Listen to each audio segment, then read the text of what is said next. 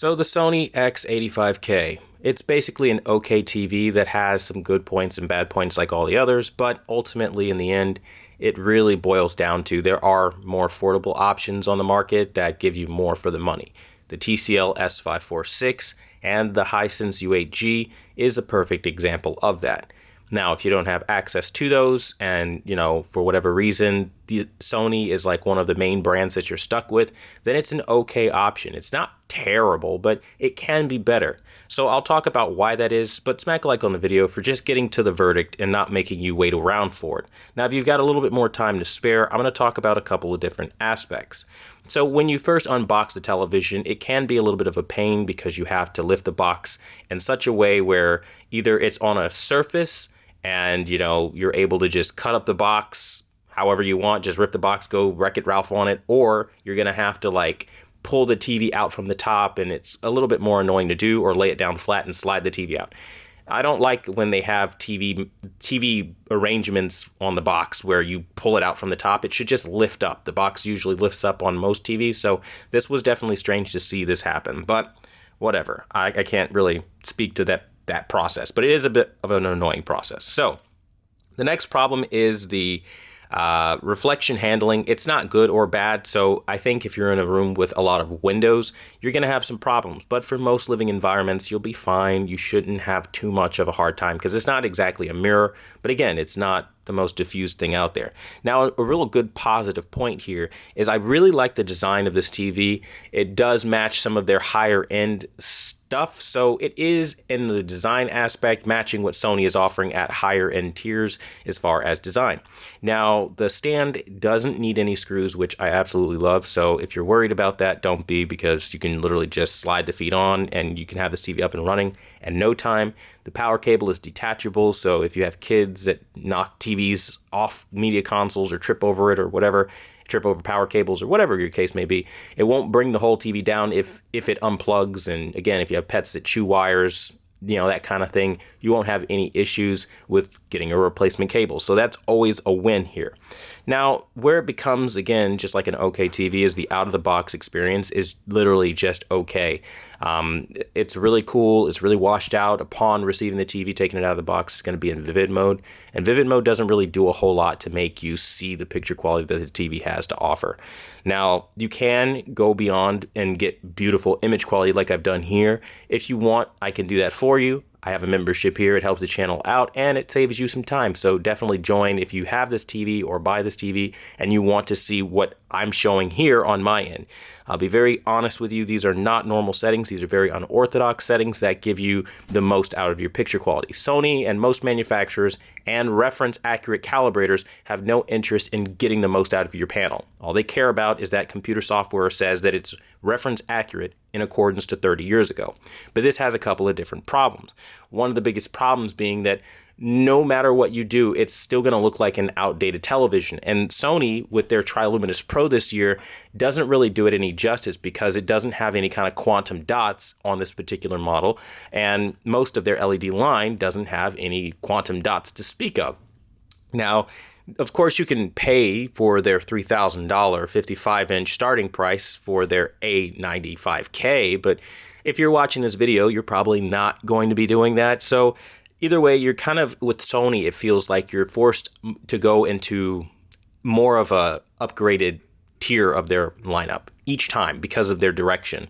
What I mean by this is that when we talk about black levels, they're uniform because there's no local dimming, and the native contrast that they give you is decent. So nighttime viewing will be great. And it's actually more uniform than the X90K and X95K. As you can clearly see here, as it goes black, there's no blooming because local dimming isn't tripping anything up, darkening the surrounding areas around text, accentuating how awful the uniformity really would be in certain areas. But the problem is that it also comes with a couple downsides. Because there's no local dimming, of course, it's not going to be as inky as some higher end televisions. Now, another problem that I do have with this television is that it doesn't get particularly bright. In fact, the only way you can get it to show anything close to modern brightness is if you turn on Advanced Contrast Enhancer, which is a processing feature in the television, and just blow out all your highlights. And I mean clouds in the sky, people's faces, that kind of thing. It's not ideal, and it's something that again, this television has a problem with. Also, when you're in near black scenes like now, things start looking muddy and fall apart very easily. So the rocks in the background as Ratchet is fighting, again, that kind of stuff looks really bad on this television. And there is a lot of chroma noise or color in your shadows that just look very unnatural and gross depending on what you're watching. So keep that in mind. Now, to be very clear with you, this is a neutered version of the 4K HDR processor X1 that Sony offers. I say this as somebody that owns the 2017 Sony X900E, which has that same processing chipset. And the reason I'm saying this is because you're missing a lot of features that 2017 TV that I own has. And one of those features is smooth gradation. That would have been able to clean up a lot of that chroma noise and banding and stuff like that that you can see in lower bitrate content and stuff like that. But this TV just doesn't have it. So that's just one of the ways that it kind of got neutered. And then, of course, if you go into motion presets, you don't really have a whole lot to choose from. And I'll show you what I mean. We'll go down into motion, and all you really have under motion flow is the ability to max everything out, or basically it's just set to auto and you let everything be automated. The problem with that is you're supposed to have more than just under custom a smoothness feature or a clearness feature. Now, clearness is something called black frame insertion technology, but you're supposed to have something called motion blur. Now, this TV doesn't have that. All you have is jutter reduction, and we only really see that happen on entry-level TVs. So the fact that even at higher end tiers, well into $3,000, by the way, Sony still doesn't give you motion blur control is pretty bad. And you don't have presets. So when you talk about motion processing, Sony is offering the least out of every TV manufacturer. And I think that needs to be said because nobody is saying that. Another problem is if you decide to hire a calibrator, you do not have advanced color management options. All you will have is the basic and the multi-point method of calibration, which, again, if you're trying to unlock the full potential of this television, it will be very challenging to do.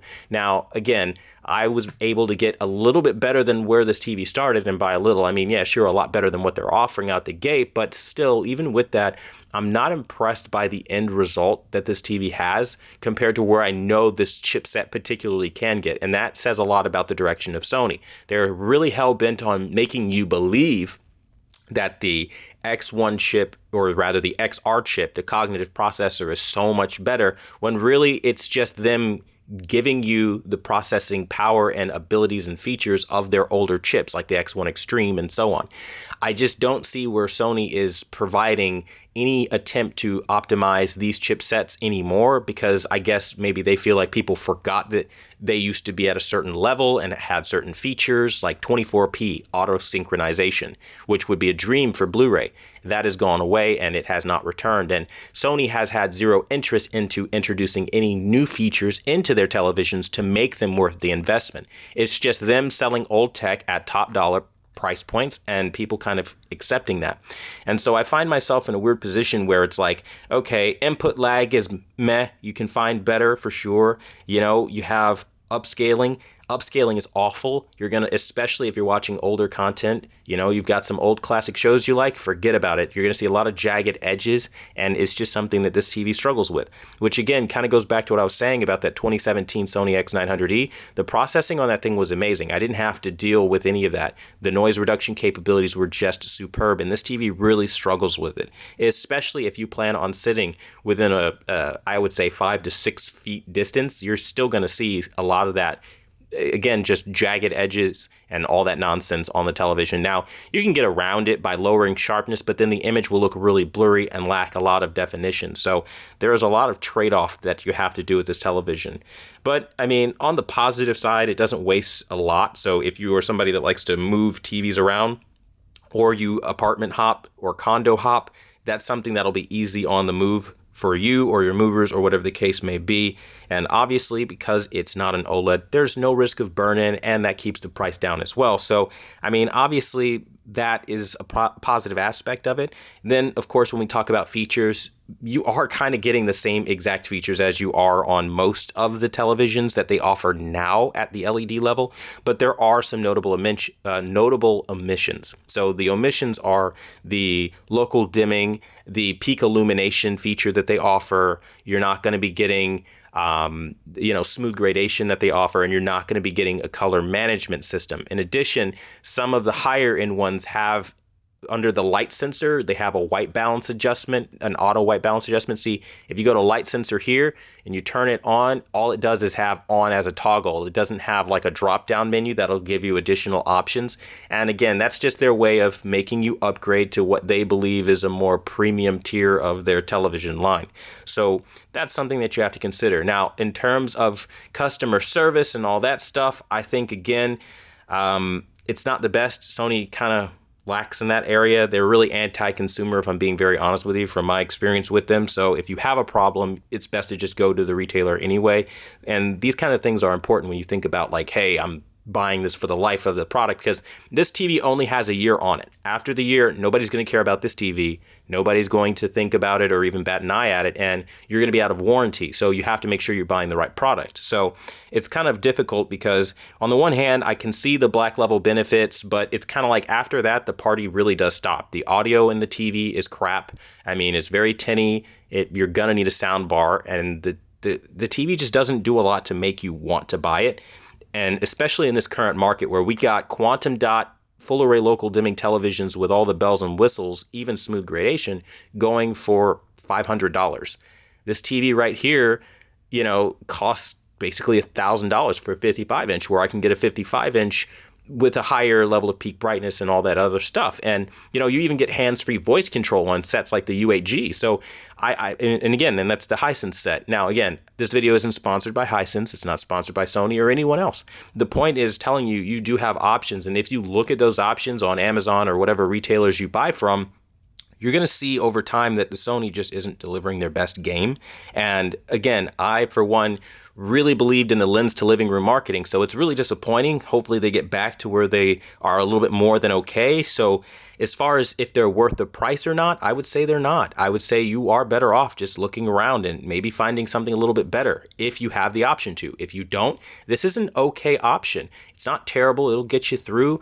Again, I would highly recommend you join if you do end up buying this and get my settings, because that is the only way you're going to see the image quality that I'm showing here, because again, I use really unorthodox methods of calibration that no one in the industry but me uses, which is strange because you would think to get this kind of pop and immersion, everybody would want to do that, but people really love their reference accuracy and their standards, so I'll let them have it. But what I will tell you is this: at the end of the day, the decision is ultimately yours whether you buy this thing or not, and hopefully I've given you enough information to arm you with the power to be able to do just that. If I did, again, smack a like on this video, and I thank you guys so much for watching the #1 brand in honesty. Questions, comments, concerns, all that good stuff down below, and I'll do what I can to help you out. Until the next video, I'll see you guys later.